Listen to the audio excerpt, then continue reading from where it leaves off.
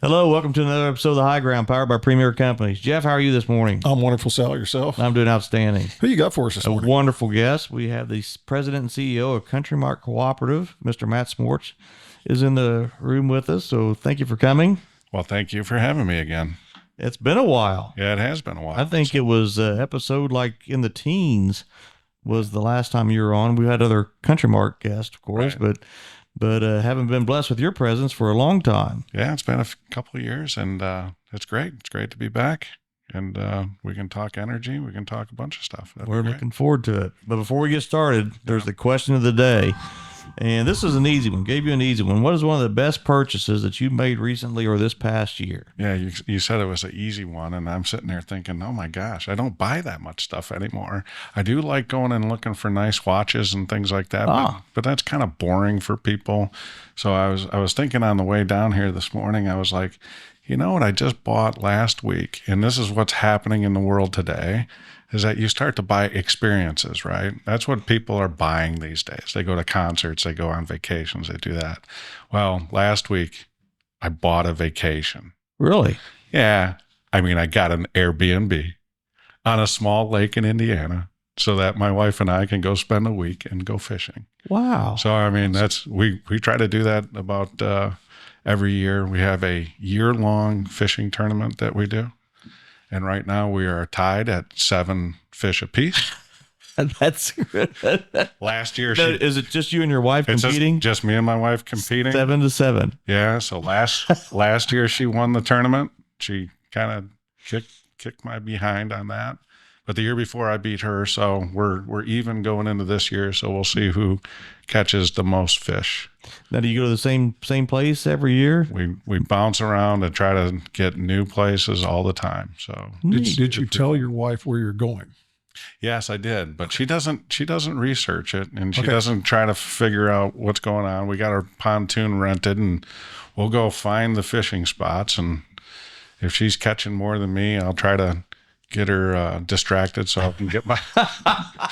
If you're not cheating, you're not trying. Well, she does have an unfair advantage because she will not take the fish off the hook, so I have to take time to do that for her. But it turns out to be pretty fun, and it's good. So yeah, getting that lined up is kind of the fun thing to look forward to, and we have a good time doing it. That's fun. Get her one of those. I got my wife a fishing glove, Okay. and it's kind of like a mesh Yeah. glove. And I finally said, here you go. You can do this yourself. And she's doing it. Yeah. Yeah.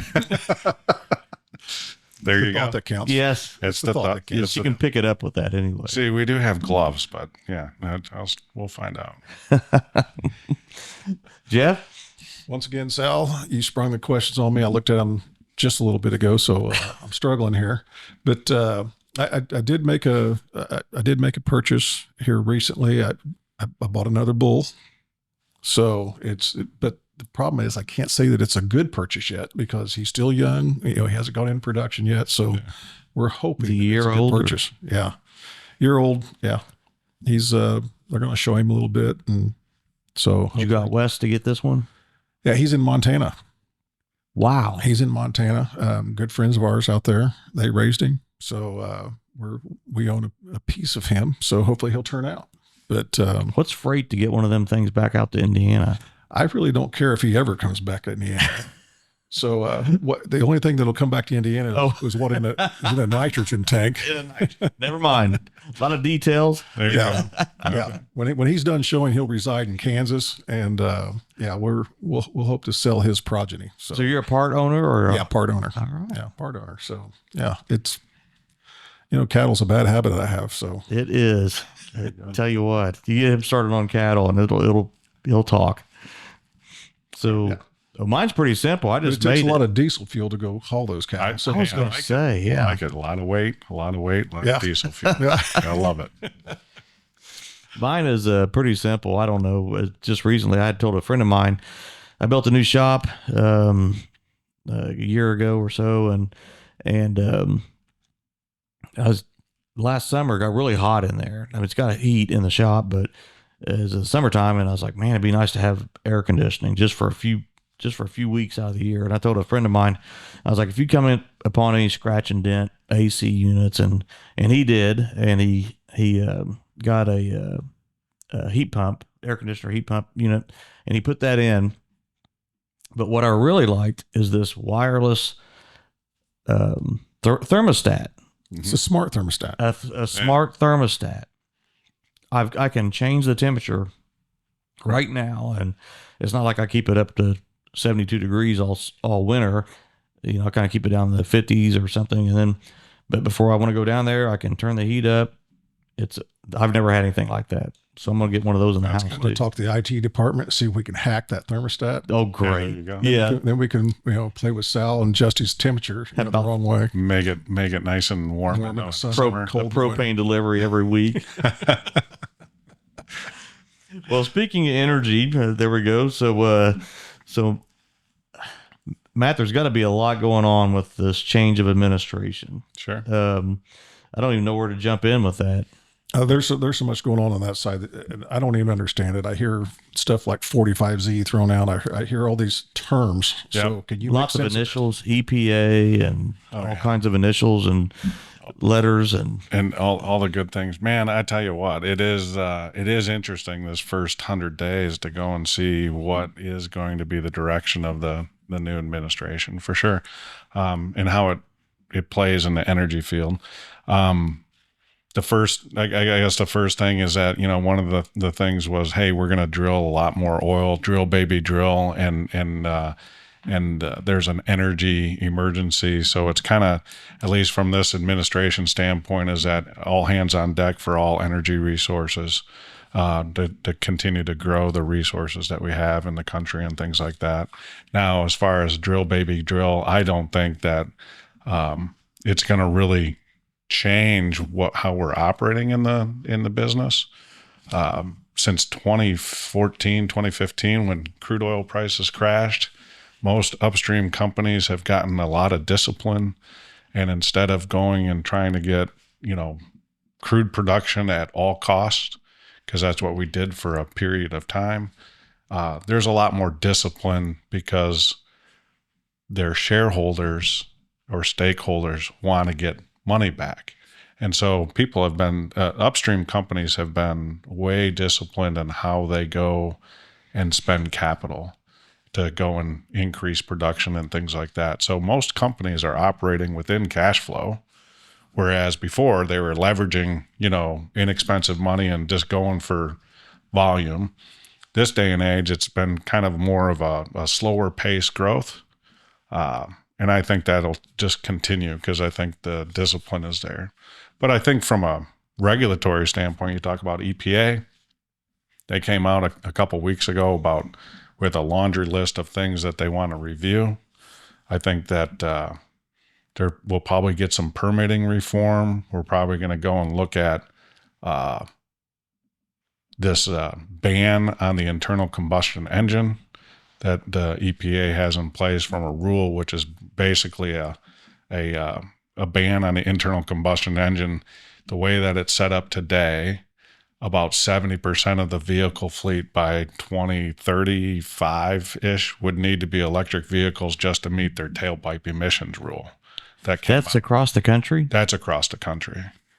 So the previous EPA, and they did these tailpipe emissions rules, were so stringent, and it became an issue in the election where they would say that it's not a ban on the internal combustion engine, but the rules were so stringent that no internal combustion engine ever, or hybrid engine, would have met the tailpipe emissions rules. So it's basically a mandate for electric vehicles. And I'm fine with electric vehicles, but there should really be, I'm an advocate for people to have choice. And we have a lot of people in rural areas and things like that. It's like, there's not the infrastructure in the places that we serve as CountryMark and where we sell our fuels. People need to have the internal combustion engine and the reliability of it. And I think it'll be around for a long time. So it's really about choice and being able to provide people what they choose to do and ways to get around and things like that. even in an electric vehicle, aren't we just kind of shifting the type of resources that we're using? I mean, the natural resource. I mean, I go into a Lowe's or Home Depot or Ace Hardware, and just the amount of, well, in my new shop, I don't have a big air compressor like you used to have. I've got all the Milwaukee powered tools, Right. but just the amount of lithium that's used anymore in phones,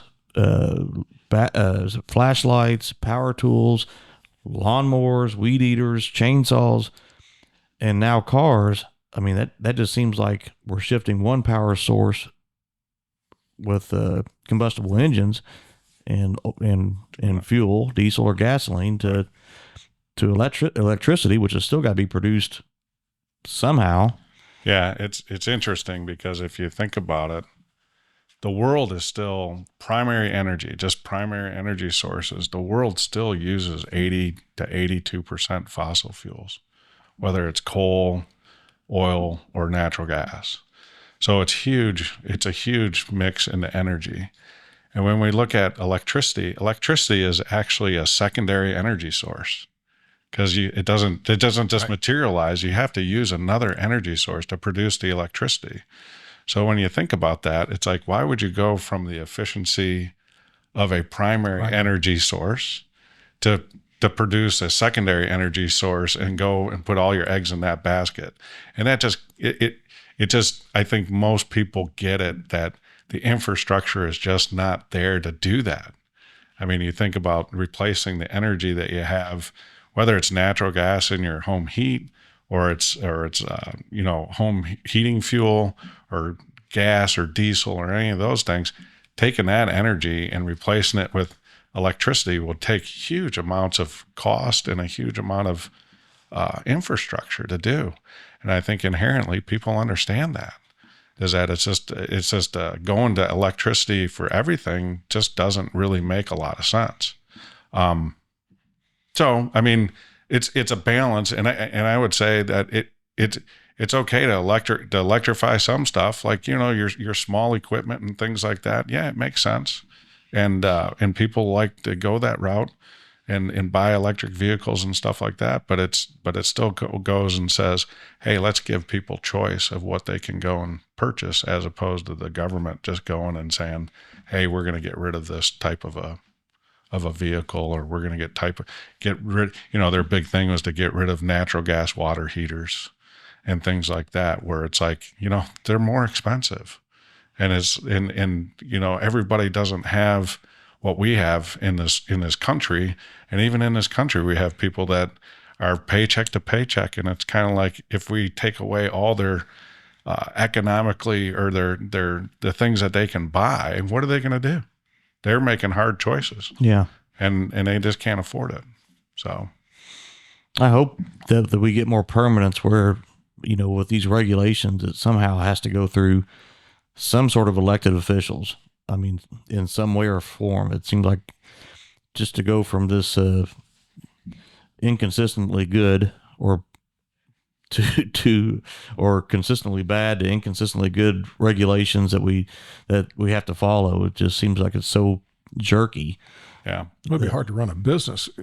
How does CountryMark look at that? Because you have this yo-yo effect every 4 years. Yeah, I mean that's a good point. There, and you can see that in the stock market and the economy right now. Is that the market doesn't like volatility, right? And people don't like uncertainty. They always say, it's always uncertain, it's uncertain. And honestly, it's always uncertain.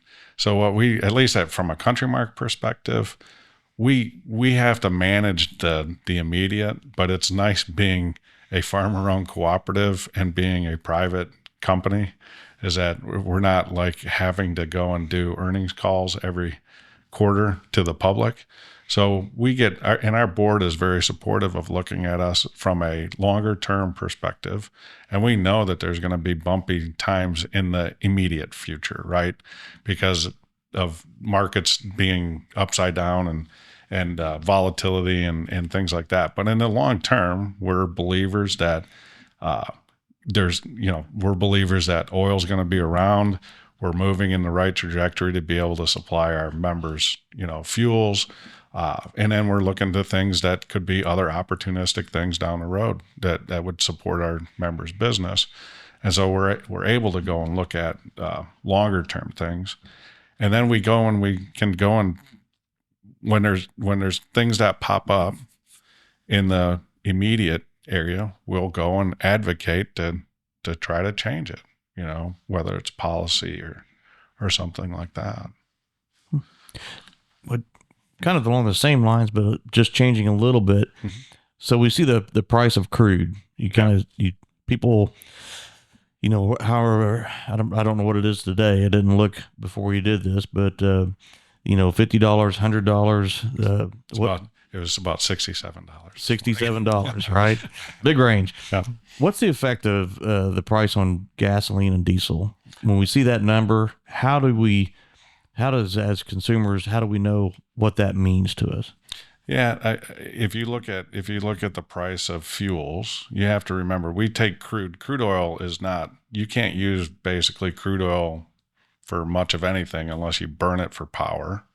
So you have to take that and refine it, and you refine it into finished fuels, whether it's propane or gasoline, diesel fuel. When you look at the price of gasoline, diesel, and those things, probably about 60 to 70% of the price of those fuels is the price of crude. So as a rough thing, you can look at, hey, as crude prices are going down, you'll see it at the pump, at the retail station. Gasoline, as crude goes down, gasoline will go down, and vice versa. And then you have to go, and there's people that refine it, like CountryMark. We get it out of the ground, we take it to our refinery, and it costs money to go and refine it into diesel and gasoline, and then it takes money to distribute it. We're very efficient because we have our own pipeline system, and so we can get it throughout the state of Indiana at a good, all-in cost.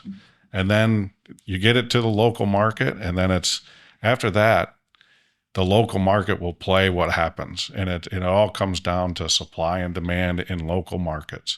So in general, the price of crude and all of those costs are kind of the bigger parts. And we hope that we can recover all those costs every time we sell something. But in a local market, like we're in the Indianapolis market, Indianapolis tends to have a lot of people that bring in diesel fuel or gasoline into the market, and it'll ebb and flow from a price standpoint. And it really comes down to what is happening and who's trying to move volume. Because in our business, if you think about it, we're trying to always move the gallon and get it sold.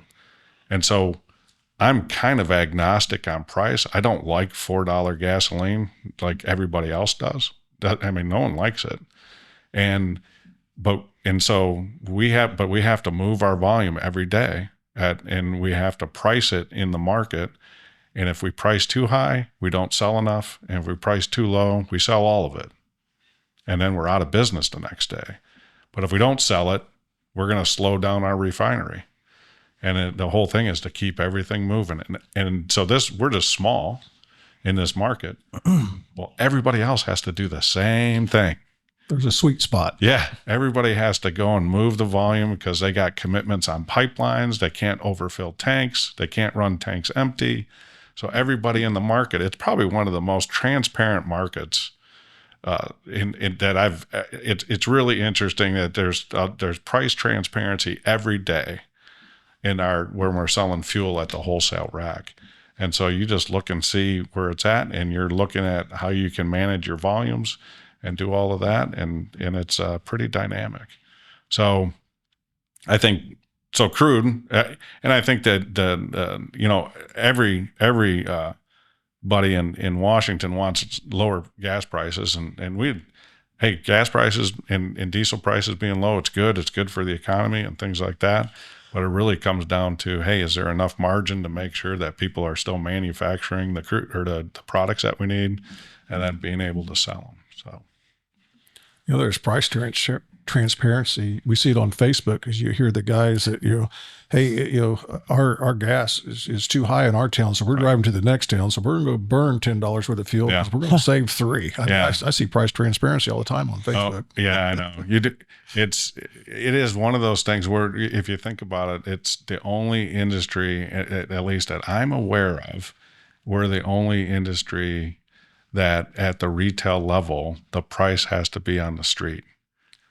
I mean, you think about it, you don't have to go it's like nobody else has to post a price on the street for transparency. So it's the only one. And I so never thought about that. Yeah. And so is that a law? It is a law. I did not know that. Yeah. I thought it was all just a. No, this is, I think it's a legal, it's been a legal requirement for many, many years. Because it's posted everywhere. And so it's the only place. So yeah, people will go and, like you said, they'll spend $10 to save a nickel. And overall, when you look at everything that you spend, and I get it, people need to buy fuel so they can get their transport, and they need to get to where they need to go and things like that. But in the big scheme of things, it's still just a percentage of their overall spend. And so it's worse than that. You see people that'll risk their lives and cross 6 lanes of traffic to get to the gas station across the street that's a nickel cheaper. Yeah. So we get, because it's so in everybody's face all the time, and I hear it on the radio in the news. Hey, the average gas price in Indiana today is, $2.65 or whatever, and everybody's like, hey, it's not $2.65 about where I'm at. I better go find it. So which that might drive more, and it'll get some demand, and it's all good. For sure. Well, Matt, what's California up to? I mean, there's a yeah. Well, they're always up to something. They are. And we were talking about policy, and we were talking about the EPA and their kind of backward ban on the internal combustion engine. Well, California is just straightforward with it, and they have a law that they passed out in California, and they we're going to ban the internal combustion engine and go 100% electrical vehicles by 2035. Okay. Well, California is in this unique situation because back in the day, in the 90s and the 80s, if you went to LA and you saw all the smog issues, they had unique air quality issues. And back then they lobbied the EPA, which was in its infancy, and so they went and they said, hey, we need to have more stringent control of our air emissions here in California because we have unique pollution concerns. And so they can go and ask the EPA for a waiver to go and do things that will help people in California, and other areas of the country don't need it. So that's kind of the background of it. And I will tell you, they've done a very good job, because I used to go out and work in the early 90s in the LA area, and it was smoggy and bad. And my son lives out there now. We go out there now, it's pleasant. Really? Oh yeah, you don't get nearly the pollution that it was before. I mean, it was in the 90s. It was so bad. Yeah, I was out there, and you didn't have to have screens on your window because there was no bugs. So you didn't have mosquitoes and stuff. So even the bugs are back now. Yeah. So that the air quality has been improved, which is good. But they're going along and they've gotten on this. The climate change and greenhouse gases, and they want to go all electric because they want to, to support that. Well, they have to get a waiver from the EPA to do that, to make their own, to do their own things. And this was, and I think this is one that's kind of gone above and beyond what the intent of the Clean Air Act was and what this original waiver was for California. And so, the interesting thing about that is that the prior administration had given them the waiver to do the ban on the internal combustion engines at the end of their term. So December. Yeah, in December. So So anything that happens, and a lot of people don't know this, but anything that happens from a regulatory standpoint or what the previous administration regulations and things like that, if they do it within the last 60 days or so of their administration, all of those things are eligible to have congressional review. And so there's this Congressional Review Act, a CRA, okay, that Congress can go and say, okay, wait a second, we're going to review what you did, and we have the ability now to overrule that last bit of regulatory stuff. They can do it anytime, okay? They can do it 60 days from any review, but it usually happens towards someone's late in the administration because they're trying to shove through a lot more regulations that they want. So one of the examples, and I'll get to the California, but one of the examples is that the previous administration was going to put a fee on natural gas emissions in the upstream, like leaks. And so, and I'll tell you, the upstream has done the oil production and natural gas production. They have done a tremendous job over the course of many years to go and clamp down on natural gas leaks. But the current or the last administration, they wanted to go and put a penalty on that to raise money.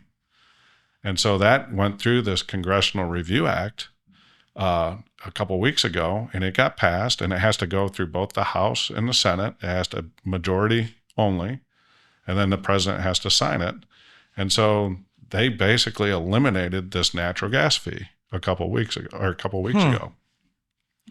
And so that's one of the examples. So the waiver that California has to go and be able to ban the internal combustion engines and go to all EVs, you think it's only for California, right?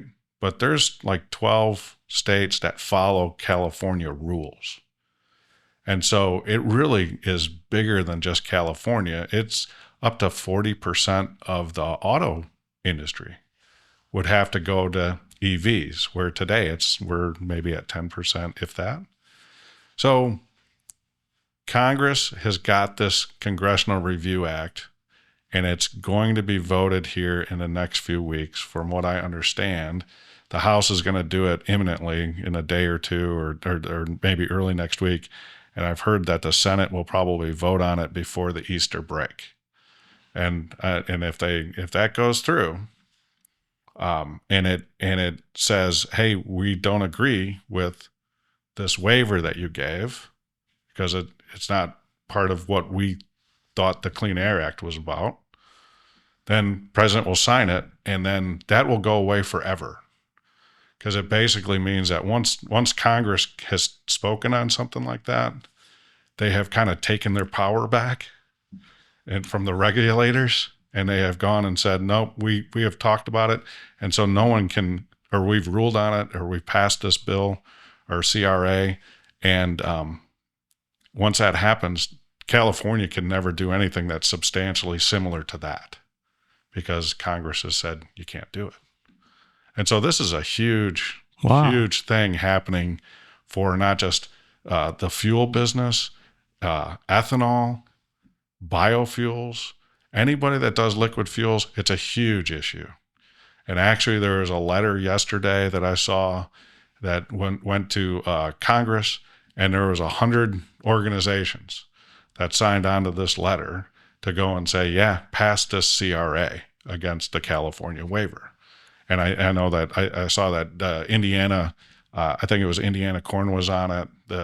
A lot of the, American Farm Bureau was on it. There was a lot of, it's one of these issues where the ag industry that is, does a lot of energy with renewable energy and the liquid fuels, petroleum side joined together to go and say, hey, we want this to pass because we should not be banning the internal combustion engine. And so it's really about choice. It's about maintaining the liquid fuels, and it's also about feasibility. Yeah. Because when you look at it, we still make up 90%. Liquid fuels is still 90%. Yeah, that's 10 years away, and that's how we all got here today. Right. I mean, exactly. I just can't. My jaw's hanging open, and So it's huge, and even CountryMark, we've sent it to our employees. We've sent a link out to a lot of our members and people that work for us. And if you see it, if you get it, pass it on to your neighbors. It's basically a way to go and go take 1 minute, put your address in, and you can send a letter to your congressman and both senators, and basically say, hey, vote for the CRA on the California waiver. So it sounds like something we ought to. It's a big, yeah. It's a big issue, and I think it brings some rationality back into the policy world. Thomas is nodding his head, so we'll get a link out there on the podcast for that too. Very good. It's I've seen these recharging stations for EVs. Sure. And there's a diesel engine sitting next to it running a generator. Yeah. I mean, What? Really? Yes, really. Yeah. I mean, that's secondary. You said you got to remember, secondary. electricity is a secondary energy thing. Yeah. So I'm assuming that, okay, the grid can't handle that power station where they're charging these cars. That could be. They supplement it with a diesel engine. It blows my mind. Yeah, it could be. And electricity is important. And that's the thing, is that we're putting more and more intermittent power on the grid, and less dispatchable power. So I look at that. Solar and wind, good supplemental power for the electric grid. I'm not going to say anything negative, because it can reduce costs and stuff like that in the long run. But when the wind doesn't blow and the sun doesn't shine, and in Indiana the sun doesn't shine for like 4 months in the winter, yeah, as everybody knows, and it doesn't really shine really bright in the nighttime. So those are intermittent power. They're intermittent electricity sources, and so you have to have dispatchable power, which is natural gas and coal driven, and you have to make sure you balance the grid so that when demand is really high, you have enough resources to meet the demand, whether the sun's shining or not, or the wind's blowing or not. And so to go and add more things to the grid from a demand standpoint, when we're putting in more intermittent type power sources into the grid on the supply side, you start to get to a point where you get an imbalance, and people don't like losing their power. No. They want their air conditioning. We need to have, when it's hot. Well, I mean, you need to have the air conditioning, but even your refrigerators, your food. I mean, when you think about it, food prices. No one wants to have to go throw away the stuff that's in their freezer, and things like that. So, having that reliability is very important, and trying to strike the right balance. I think in Indiana, I mean, that's one of the things I know that, and I'm going to digress. I know that property taxes in Indiana is a big deal right now, but the other part that the new governor in Indiana, I mean, he's really concerned about the grid, the electric grid, and the infrastructure, which probably will come out a little bit more after the session's over with when we're battling on taxes and stuff like that. But it's an important issue, not just for business, but for people. That dispatchable power, I don't think I've heard that term before. I know, and that's how I when I talk about power. I try to tell, it's not, I don't think of it as renewable. I don't think of wind and solar as renewable power. And the reason why it's not renewable is because wind turbines will eventually reach the end of their life, and you have to replace them. So it's not like they're going to live forever. Same thing with solar panels. And if you get a hailstorm like we had last night, you can wipe out solar panels, and you have to replace the machine to convert the wind or the solar to electricity. So they're not really renewable, but they are alternatives. And so, I mean, you have that, but that alternative power is intermittent, because it's only generated when the sun's shining or when the wind's blowing. And when I look at coal or natural gas or nuclear, that's what I say is dispatchable power, meaning if the electricity demand increases, you can turn it up. Yeah. You can burn more natural gas, or you can burn more coal to meet that demand need. If the sun's shining and in that solar panel, it's only going to do so much power. And so it's either there or it's not. But with dispatchable power, where when you have the demand change, which during the day, you can see it because there's a lot of information on it. And if you ever want to go down a rabbit hole to see stuff, I mean, demand for electricity in the evening takes off. It's like when everybody comes home, they turn on their heat or their air conditioning. They come home from work, and it's like the whole evening is like a big demand time. Well, think about that. Solar's going away during the evening, so you have to have the backup. You have to have the backup to go and burn more natural gas or coal to give you dispatchable power. I've never heard it explained that way, but that makes perfect. I mean, your only control is on the demand side. If you have solar or wind, that's your only control is the demand. Yeah, I know. And so, being in industry, it's like, at least we run a refinery, and we can put our fuel into tanks and things like that. But a power company, I mean, they are running their power plants to meet the demand. And so, and the demand changes every minute. Wow, that's a good way to think about it. It makes sense. Yeah. So, man, we kind of digressed from but it's liquid interesting. fuels and stuff like that. Yeah, and we haven't got to 45Z yet. No, we haven't gotten to the alphabet of credits. You have to put that in layman's terms so everybody can understand it. Yeah, I can do that. I can do that. Let's if I can't, we can go back to kind of liquid fuels, sure, and stuff like that. And we kind of touch base on renewable fuels. CountryMark, we're just going to be completing an investment that we have at our refinery to increase our diesel production, because we're diesel centric company and our members sell a lot of diesel fuel. Thank you very much. And part of that, so we're going to increase the amount of diesel fuel that we're going to produce. We're also going to increase the quality of the diesel fuel with the technology that we're using to do this increase. And then we're also going to be able to have the ability to run soybean oil and co-process it in our facility and make renewable diesel as a part of our diesel fuel blend. Okay. And this is where renewable diesels and biodiesel and ethanol, well, primarily renewable diesel and biodiesel, which has been around, biodiesel has been around for a long time. And then renewable diesel the last few years with the big investments from big companies where they're making renewable diesel, which is different than biodiesel. What's I wasn't aware of that. Yeah, the difference is really it's in the processing. So if you think about it, biodiesel facilities are typically smaller than a refinery, and they're using a process that makes it. I'm sorry, I'm a chemical engineer. I'm going to talk about molecules for a minute. Go ahead. Okay, it makes a methyl ester, and that biodiesel has which a methyl ester will have an oxygen in it. Okay. And it's just part of the process, and that is the final product, and it's biodiesel, and it has oxygen in it. For renewable diesel, what we're doing is that is more of a refining process like we do in the oil industry, and we treat it with hydrogen. And so you think about what water is. Water is hydrogen and oxygen.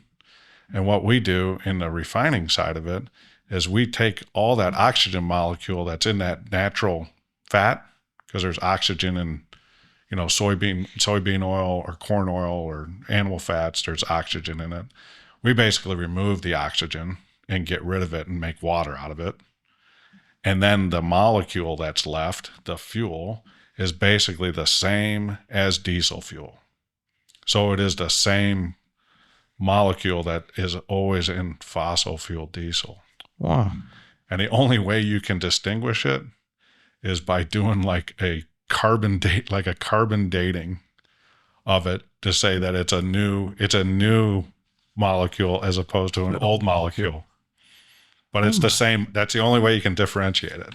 Is that a new refining process, or is that? It's relatively new at the last 4 or 5 years that it's really become more. It's been around since the early 2000s, but it's really taken off the last few years because of policy like the renewable fuel standard, but also California with the low carbon fuel standard and things like that, where companies are making big investments to go and do that from a renewable diesel, and most of it goes out to California.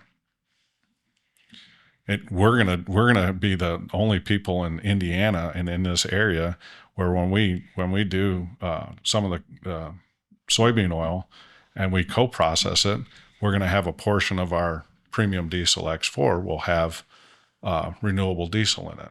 But the other part of this is the technology we're using. It's actually going to make the diesel fuel, even the fossil part of the diesel fuel, better, because we'll be able to have more powerful molecules into our blend, and we'll be able to fine tune the winter characteristics and things like that of our diesel fuel. It'll be higher cetane, and then putting in the renewable diesel part of it even makes it a little bit better. And so it's how over the course of years diesel fuel has gotten better, Cleaner, and it's gotten cleaner, and everybody's done better. So this is another chance for CountryMark to differentiate our premium product, because no one else will be able to do it. And that's awesome. So it'll be pretty good. That's the long lead into the alphabet of credits. This 45Z. I think people are familiar with the biodiesel blenders credit. There's a biodiesel blenders credit or a producer's credit that it was $1 a gallon, and it just got eliminated at the end of 2024. And it's been in and out of the policy for years. It's been in, and then it goes away, and then it gets reinstated and all this. Well, the previous administration, when they did the Inflation Reduction Act, they changed the blender's credit to this 45Z, and it's a clean fuels credit. And the 45Z is to replace that blender's credit. And now you can only get a portion of that dollar, or you can get all the dollar, but it's graduated based on the carbon intensity of that renewable fuel, because they're really trying to lower carbon intensity. And so biodiesel, they probably can get about 20 cents, 15 to 20 cents of that dollar now, as opposed to the whole dollar, which will be tight for biodiesel manufacturers.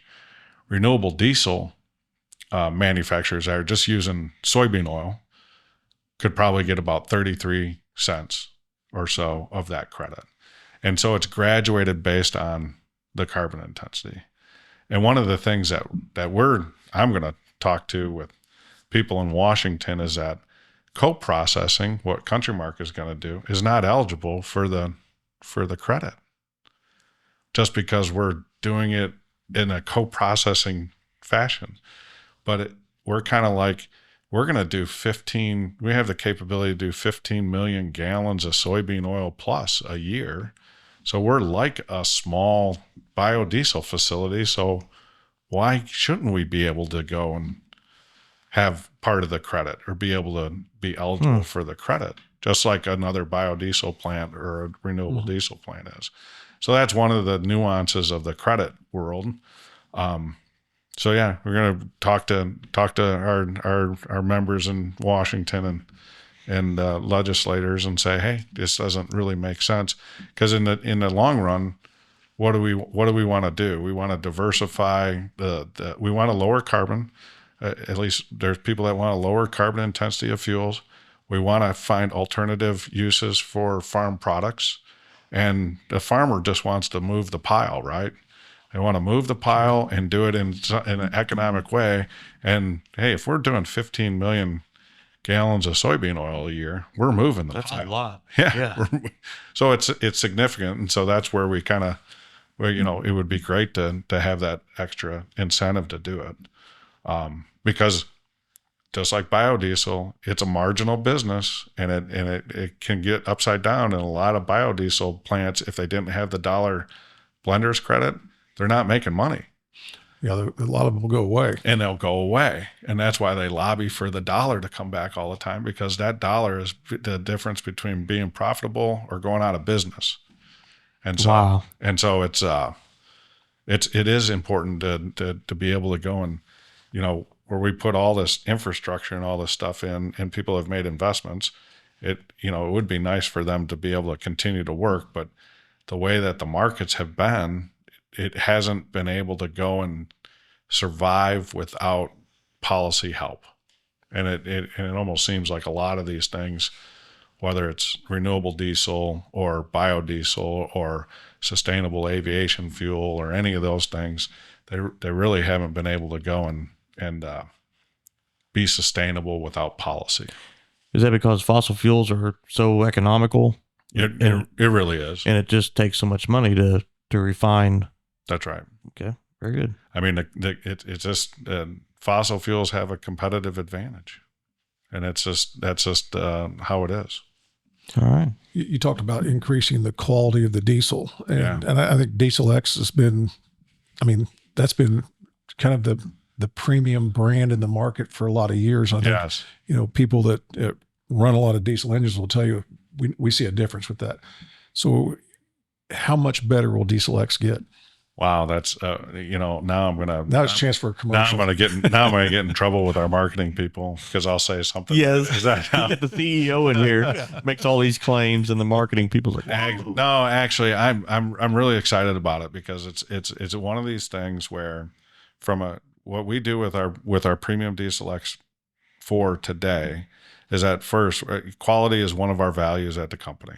And we know we need to have a quality fuel, and our members and our owners want quality diesel to distribute. And like I said, since 2005, 2010, all the other people have done better, and their diesel quality has come up. So our differentiation that we've always been able to have has gotten smaller and smaller. And now I look at this to go and say, hey, we're still have the high quality compared to others, but now this is going to give us an opportunity to go and do another step change, to go away from them and get better. And the things that the technology will allow us to do, just from a fossil fuel standpoint, in the winter time today, we promise to have a low cloud point diesel fuel for our members, because it gets cold in Indiana, and we don't like people getting stuck on the road because their diesel fuel gels up, because it can gel up in the winter time. And so the only way to do that, because any diesel fuel, it will have molecules in it that will wax up when it gets cold. And there's a cloud point of diesel fuel. And that is basically the temperature where waxes will start to form in diesel. And it is just part of diesel. Everybody has it, and everybody deals with it. We control that cloud point to make it as low as possible in the wintertime in Indiana, which is usually at 0 degrees or lower, where our cloud point is at. But to do that today, we have to take some diesel molecules, those heavy diesel molecules where the wax kind of lives. We have to go and take that out of the diesel pool and put it into a different stream at the refinery. Okay. Well, the heavier molecules, when you think about it, heavier molecules have more power per gallon. And we have to cut those just to make sure that we have the quality in the wintertime. The technology we're going to use at the refinery now is going to allow us to keep those molecules in the diesel pool. the heavy ones. The heavy ones. So that will go and say, hey, we're going to have more power per gallon, or maintain the power per gallon that we have in the summertime. And we'll be able to do that in the wintertime, because what the technology does is it allows us to rearrange molecules. Again, I get to say molecules again. This is great. For a chemical engineer to be able to say molecule multiple times in a day, this is like bringing me back, But it will be able to rearrange that fuel to take away the waxing ability, so we can maintain the power and still have the low cloud point without diluting the power. and we're gonna be able to manage the waxing with the technology that we're using. And so it costs more. It's a big investment that we're doing at the refinery. The catalyst that we're going to use is more expensive catalyst, but we're doing it to get that differentiation. And plus, we want to be able to sell more diesel fuel. And so if we're putting it into a different stream, we're lowering the amount of diesel fuel that we can produce. So this is going to allow us to make more diesel fuel out of the refinery. It's going to be a better diesel fuel overall. It increases the cetane. The technology will increase the cetane. And then with the ability to do soybean oil when it makes economic sense to do that, we're going to have a renewable component in there, and so and help move the pile. So the synergies of this project for CountryMark, it's going to give us another opportunity to really differentiate in the marketplace. Have you been able to measure? Sometimes you see your mileage efficiency, drop off when you go to winter blends. You see more power. Does that also equate to better miles per gallon? It will be better miles per gallon from a diesel standpoint. So yeah, I mean, I think that people that run their equipment throughout the year, I'm sure in the wintertime they'll see a drop off some because of that, because of the winterization. Yeah, so now we're going to be able to go and at least the technology and the things that I have seen, we'll be able to go and maintain and not have that power penalty as much in the wintertime and still be able to have the cloud point. So that's really exciting. I think you navigated that, and you will not be in trouble with Belinda. Yeah. When will all this come online? So we're going to be shutting down here in about a month to take a maintenance turnaround, and then to implement this project. The unit that makes our diesel fuel at the refinery that project will get done, and we should be starting up in June, like early June. And we'll get it running. We'll see where we're at, and we'll start doing testing and see where the technology goes, and validate the design of the design work and all of that. We're going to go and we're doing some work at the other part of the refinery to increase the ability to get those diesel molecules and get them to the distillate hydrotreater, the unit that runs the diesel fuel, and that'll be in August, September timeframe. And then we're going to start doing some testing on the soybean oil later in the year, September, October timeframe. Right now, because of where the market is, it would tell you that don't run soybean oil today, because it's you're selling it for diesel fuel, and soybean oil is more expensive than diesel fuel, and the bridge between those is the RFS credit that we have to get. And right now it would say don't run it, just go buy the credit. But by the time September, October comes around, we're going to run it to validate the technology and do that. But I think that the market's probably going to change around a little bit, because we'll have more clarity on the next year's rules on the renewable fuel standard and things like that. So yeah, it's going to be exciting. So yeah, come next winter, we're going to be able to go and have low cloud diesel fuel with better power than we've had in the last few years. How will this new product be branded? It's going to be, well, I don't think we finalized it yet. You're back on I don't think we finalized it yet. But he was almost safe. I know. Well, no, but it is still going to be Premium Diesel X4. Okay. But I think we're going to brand it with ISO technology. We're working it right now, but we wanted to go and go to the market with the technology first. And it's really about a technology change that's allowing us to make a better diesel fuel. And then we have optionality for renewable fuel. But in the marketplace, we want people need to understand our quality is not going to go. It's not going to go down. If anything, we're doing things to make our quality better and better differentiate us in the marketplace. So, I think people that burn gasoline, I think they look for, hey, this one's a nickel cheaper, I pull in there. But if you drive a diesel, yeah, you wonder about quality, and I wonder about quality. I know this past winter I was in Wisconsin visiting my son, and I wake up to leave that morning, it's -3. Yeah. And I was thinking, it's like, I got to stop and fuel up. Yep. And I really hope I'm getting quality fuel so I can make it home. Yeah, I hear you. So that does go through your mind. Quality is king when it comes to diesel. Yeah, so. for sure. I that's the one thing that we pride ourselves in is that we manage through the extremes of Indiana weather with a quality diesel fuel. And we serve, from CountryMark standpoint, we probably serve about 50% of the school systems in the state. So it would be a really bad day if school buses are on the side of the road and they are running our fuel. So I mean, that's what we're concentrating on. There you go, kids. When it's cold, this is the guy that makes you go because the buses run. Wait a second, they're also not buying diesel fuel yet. You're keeping the parents happy. Yeah, that's right. That's exactly right. Well, we've covered a lot of ground today. Is there anything else that we want to hit on? Man, I did. I know we had a lot of things that we could talk about, and it was really You got to come back more. Hey, at any time. I mean, when things are happening, it's yeah. We need to do a podcast from the refinery. Can we? Yeah, Thomas, can we do that? That would be cool.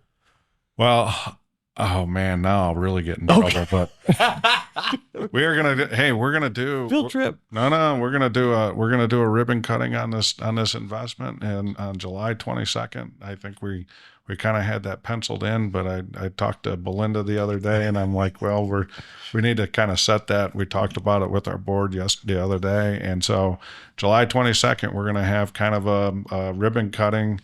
Hopefully have a lot of supporters down and have a small program down at the refinery.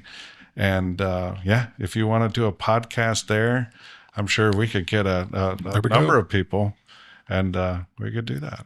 There you go. I think that'd be good. If you want to do something, anytime we could go and tell our story about the All-American fuel, and being able to go and know where the fuel comes from is one thing. I know I have to go get gas, so I'm going to go down the street and make sure I go get gas at your station down there, because I know where that gasoline came from. But the same thing with diesel fuel. I think that we are in a unique position where you can go and if you're buying a CountryMark fuel, you know exactly where it comes from, and you know exactly how it got handled all the way to the end user customer. And I think our system is just, it gives me chills to think about it, is that we just do a really good job between CountryMark, our member owner companies like Premier companies. We do a great job to get quality to the customer. And I think your customers know this. We need to get more people to understand it's not just like everybody else. We have better fuel than other people do, because we know exactly where it comes from. That's well said. Yep. Well, we don't want to overshadow the ribbon cutting, because whenever the high ground shows up, I mean, I know that'll be kind of a big deal. But Belinda may make us, do something different. You can do a live telecast for to see all the speakers and do all that stuff. No, I'm just whatever. We can just walk through the crowd and put the microphone in people's faces. Yeah, and start asking questions. Yeah, that's exactly right. Different format a little bit for that day. Well, Matt, thanks a lot for joining us. Thanks for having me. We'll see about coming out on that. It'd be neat to do that from the refinery. And even if you don't, I'd love to come back. I like to talk. So if it's relevant to your audience, well, bring some molecules back to us. Yeah, some molecules. Sounds good. All right. Well, that's another episode of The High Ground, powered by Premier Companies. Thank you all very much.